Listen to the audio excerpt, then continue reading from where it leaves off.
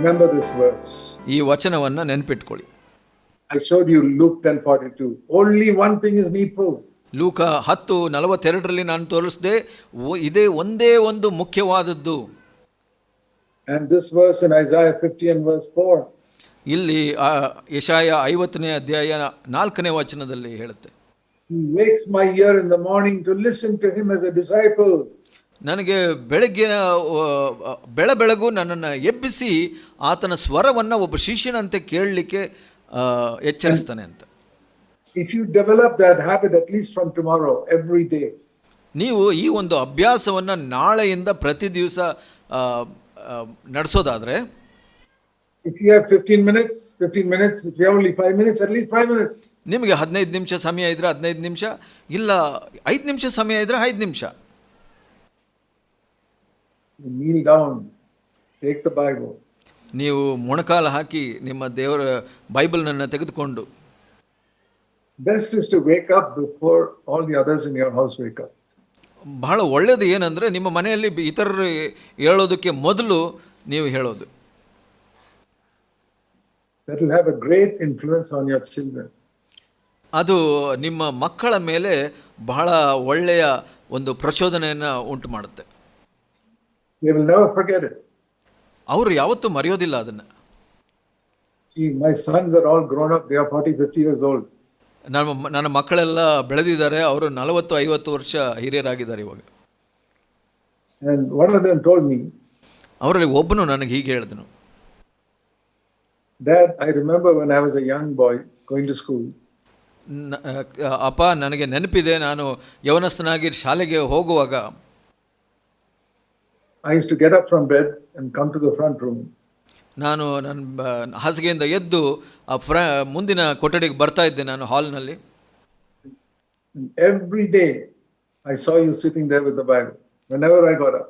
ನಾನು ಯಾವಾಗ ನಾನು ಎದ್ದು ಬಂದು ನೋಡಿದ್ರೆ ನೀವು ಬೈಬಲ್ ತೆಗೆದು ಓದ್ತಾ ಇದ್ರಿ. ಅದು ನೆನಪಿದೆ ನನಗೆ. He says, I can never forget it. ಅದನ್ನು ಯಾವತ್ತೂ ನಾನು ಮರೀಲಿಕ್ಕೆ ಸಾಧ್ಯವಿಲ್ಲ. I say, please be a good example to your children. ನಾನು ನಿಮಗೆ ಹೇಳಲು ಬಯಸ್ತೀನಿ, ನಿಮ್ಮ ಮಕ್ಕಳಿಗೆ ಒಳ್ಳೆಯ ಉದಾಹರಣೆಯಾಗಿರಿ ನೀವು. Let them see you every morning reading the Bible. ಪ್ರತಿ ದಿವಸ ಅವರು ನಿಮ್ಮನ್ನು ನೋಡಲಿ, ನೀವು ದೇವರ ವಾಕ್ಯವನ್ನು ಓದೋದನ್ನು. There are some people who make a rule like this. ಕೆಲವರು ಹೀಗೆ ಒಂದು ನಿಬಂಧನೆ ಅಥವಾ ನಿಯಮವನ್ನು ಮಾಡಿಕೊಳ್ತಾರೆ. No Bible, no food. Bible ಓದಿಲ್ಲ, ನಿಮಗೆ ಊಟ ಇಲ್ಲ. It's a good rule to follow. ಅದು ಒಳ್ಳೆಯ ನಿಯಮ ಅಂತ ಹೇಳ್ತೀನಿ ನಾನು. No Bible, no food today. ಇವತ್ತು ಬೈಬಲ್ ಓದಿಲ್ಲ, ಇವತ್ತು ಊಟ ಇಲ್ಲ. Do you know that the word of God can do more for you than food can do for you? ನಿಮಗೆ ಗೊತ್ತಿದೆಯಾ, ದೇವರ ವಾಕ್ಯ ಏನು ಮಾಡುತ್ತೆ, ಎಷ್ಟು ಹೆಚ್ಚಿನದಾಗಿ ಮಾಡುತ್ತೆ ಅಂದರೆ, ನೀವು ಊಟ ಏನು ಮಾಡೋದು ಅದಕ್ಕಿಂತ ಹೆಚ್ಚಿನದಾಗಿ ಮಾಡುತ್ತೆ ನಿಮ್ಮ ಜೀವಿತದಲ್ಲಿ ಬದಲಾವಣೆ. My whole life has been changed by the word of God. ದೇವರ ವಾಕ್ಯದಿಂದ ನನ್ನ ಜೀವಿತ ಪೂರ್ಣವಾಗಿ ಬದಲಾಗಿದೆ.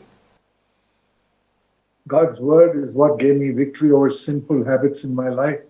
ದೇವರ ವಾಕ್ಯ ಬಹಳಷ್ಟು ಪಾಪದ ಆ ಒಂದು ಹವ್ಯಾಸಗಳಿಂದ ನಮಗೆ ಬಿಡುಗಡೆ ಕೊಡ್ತು.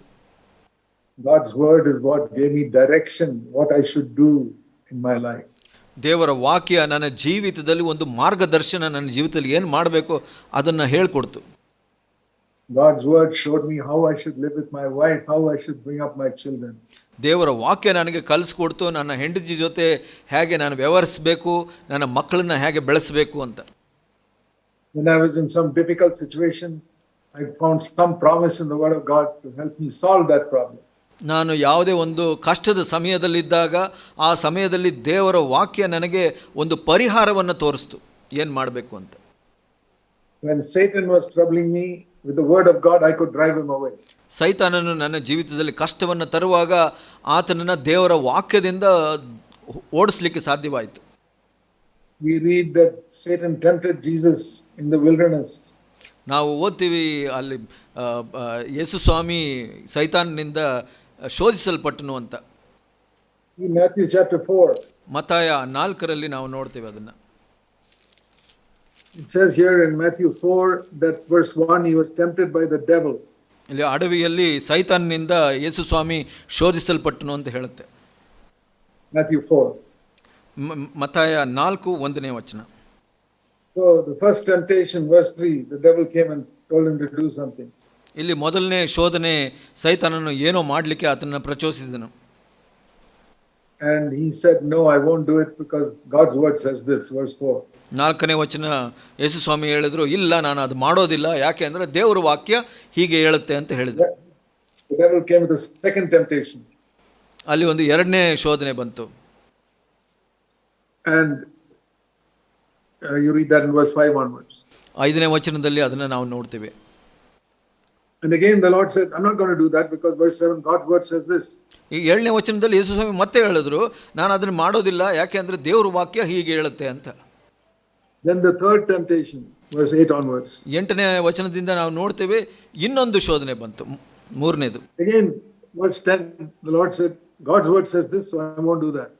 ಅದಕ್ಕೆ ಮತ್ತೆ 10ನೇ ವಚನದಲ್ಲಿ ಯೇಸು ಸ್ವಾಮಿ ಹೀಗೆ ಹೇಳಿದ್ರು ಸೈತಾನನಿಗೆ, ಇಲ್ಲ ನಾನು ಹಾಗೆ ಮಾಡೋದಿಲ್ಲ, ಯಾಕೆಂದ್ರೆ ದೇವರ ವಾಕ್ಯ ಹೀಗೆ ಹೇಳುತ್ತೆ ಅಂತ ಅದನ್ನು ಹೇಳಿದ್ರು. What do you read in verse 11? 11ರಲ್ಲಿ ನಾವು ಹೇಳ್ತೀವಿ, ಏನು ನೋಡ್ತೀವಿ, The devil left him. ಸೈತಾನನು ಆತನ್ನು ಬಿಟ್ಟನು ಅಂತ ಹೇಳುತ್ತೆ. And the devil will leave you also.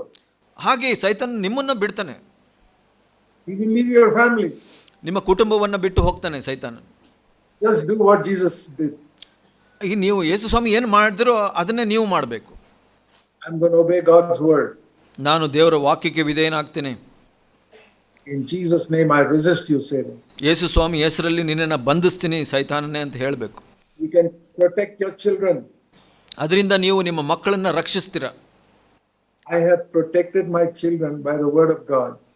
ನಾನು ನನ್ನ ಮಕ್ಕಳನ್ನು ದೇವರ ವಾಕ್ಯದಿಂದ ರಕ್ಷಿಸಿದ್ದೀನಿ.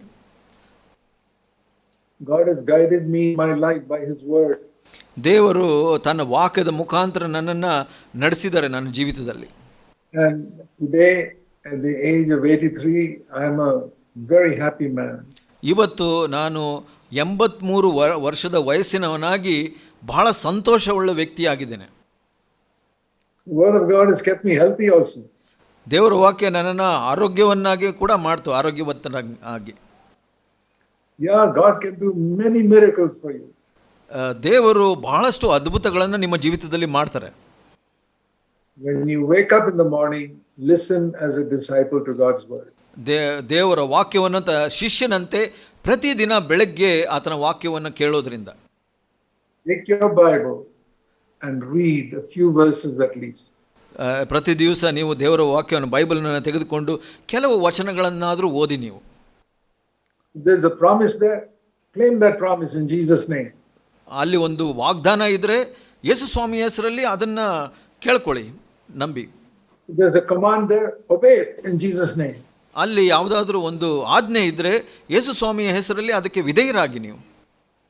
And then later on in the evening when your children have come from school, ನಂತರ ಸಂಜೆ ನಿಮ್ಮ ಮಕ್ಕಳು ಶಾಲೆಯಿಂದ ಬಂದ ನಂತರ, and the man has come back from the workplace, ಗಂಡನು ಕೆಲಸದಿಂದ ಮನೆಗೆ ಬಂದ ನಂತರ, when you come and sit around the table to have your dinner at night, ನೀವು ಎಲ್ಲ ಕುಳಿತು ಎಲ್ಲರೂ ರಾತ್ರಿಯ ಊಟವನ್ನು ಜೊತೆಯಲ್ಲಿ ಮಾಡುವಾಗ, the father or the mother must take 5 minutes to share with your children what God spoke to you that day. So ಆವಾಗ ನೀವು ಸಮಯ ತೆಗೆದುಕೊಳ್ಬೇಕು. ತಂದೆ ಆಗಿರ್ಬೋದು, ತಾಯಿ ಆಗಿರ್ಬೋದು, 5 ನಿಮಿಷ ತೆಗೆದುಕೊಂಡು ಮಕ್ಕಳಿಗೆ ದೇವರು ಏನು ಮಾತಾಡಿದರೋ ಅದನ್ನು ಹಂಚಿಕೊಳ್ಬೇಕು. We spend so much time eating our dinner. Why can't we spend 5 minutes just sharing God's word? ನಾವು ಊಟ ಮಾಡಲಿಕ್ಕೆ ಎಷ್ಟೊಂದು ಸಮಯವನ್ನು ಕಳಿತೀವಿ, ಯಾಕೆ ನಾವು 5 ನಿಮಿಷ ದೇವರ ವಾಕ್ಯವನ್ನು ಹಂಚಿಕೊಳ್ಳಿಕ್ಕೆ ಉಪಯೋಗಿಸಬಾರ್ದು?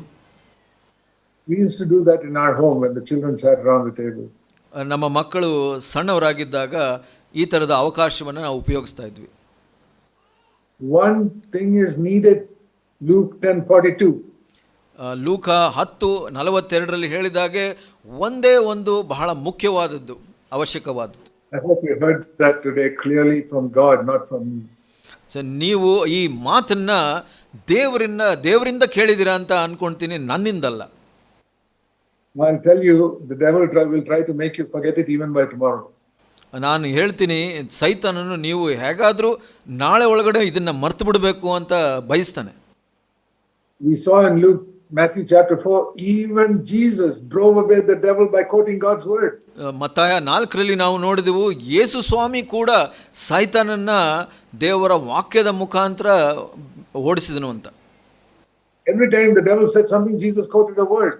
ಪ್ರತಿ ಸಲ ಸೈತಾನನು ಏನಾದರೂ ಹೇಳಿದಾಗ ಯೇಸು ಸ್ವಾಮಿ ದೇವರ ವಾಕ್ಯವನ್ನ ಅವನಿಗೆ ತೋರಿಸ್ತಾ ಇದ್ರು. We are not better than Jesus.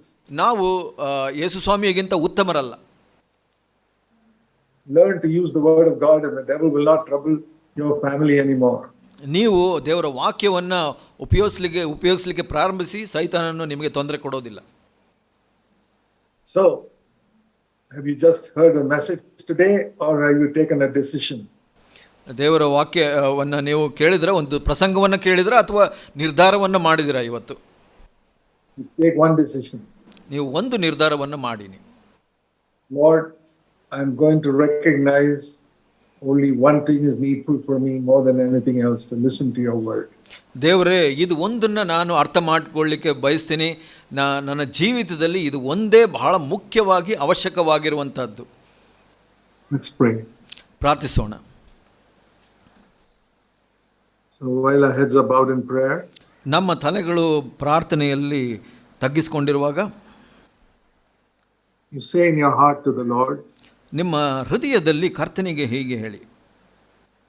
even you young people and children, ಯವನಸ್ಥರು ಮಕ್ಕಳು ಕೂಡ ಇದನ್ನ ಹೇಳಿ. Lord Jesus, I want to listen to your word every day from now on. ಕರ್ತನಾದ ಯೇಸುವೆ, ನನ್ನ ಜೀವಿತದಲ್ಲಿ ಪ್ರತಿ ದಿವಸ ನಿನ್ನ ಸ್ವರವನ್ನು ಕೇಳಿಸ್ಕೊಳ್ಬೇಕು ಸ್ವಾಮಿ. I want to read your word every day. ನಿನ್ನ ವಾಕ್ಯವನ್ನು ನಾನು ಪ್ರತಿ ದಿವಸ ಓದಬೇಕು ಸ್ವಾಮಿ. Please help me to respect and value the Bible from today onwards. ಇವತ್ತಿನಿಂದ ಬೈಬಲನ್ನು ಅದಕ್ಕೆ ಗೌರವ ಕೊಟ್ಟು ಅದನ್ನು ಮೌಲ್ಯವಾಗಿ ನಡೆಸ್ಕೊಳ್ಳೋ ಥರ ನನಗೆ ಸಹಾಯ ಮಾಡಿ ಸ್ವಾಮಿ.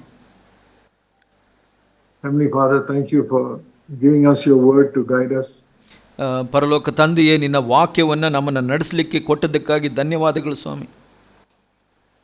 Bless these precious brothers and sisters that they will also be guided by your word.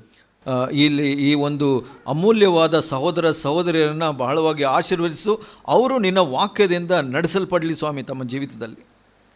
We pray in Jesus' name. ಪ್ರಭು ಯೇಸುವಿನ ನಾಮದಲ್ಲಿ ಪ್ರಾರ್ಥಿಸ್ತೀವಿ. Amen. ಆಮೆನ್.